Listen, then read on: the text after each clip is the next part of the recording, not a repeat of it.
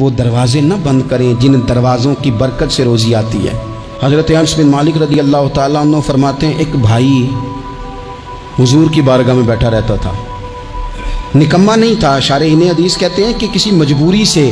وہ کام نہیں کر پاتا تھا، یا کرتا تھا تو کام آگے نہیں چل پاتا تھا،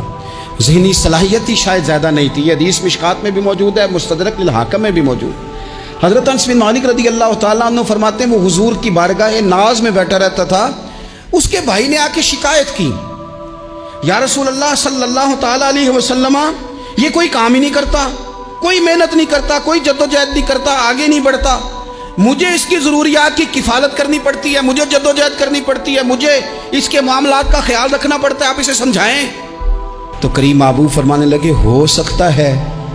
یہ جملے میرے محبوب کے، ان کو کہیں لکھنا، ان کی مٹھاس دیکھو، ان کا حسن دیکھو، اور بھائیوں کی محبت کے بیج جو رسول پاک پیوند لگا رہے ہیں اور جوڑ رہے ہیں، اور جس انداز میں بھائی کو بھائی سے ملا رہے ہیں، اس لہجے کے حسن کی مٹھاس کو بھی ذرا چکھ کے دیکھو۔ حضور فرمانے لگے ہو سکتا ہے رب تمہیں جو رزق دے رہا ہے وہ اسی بھائی کی وجہ سے دے رہا ہے۔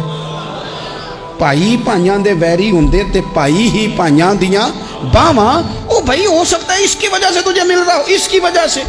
وہ دروازے نہ بند کریں جن دروازوں کی برکت سے روزی آتی ہے، کبھی بھی وہ کام نہ کریں جن کاموں کی اگر آپ کو کل تک برکت تھی، کل تک کام ٹھیک چل رہا تھا، کل تک نظام بہتر تھا، اور آج آپ کو محسوس ہوتا ہے کہ کہیں کمزوری آ گئی ہے، کہیں حالات اس طرح کے نہیں رہے، تو پھر آپ غور کریں کہیں ایسا تو نہیں کسی غریب کا آپ کے گھر سے رزق جاتا تھا اور آپ نے بند کر دیا،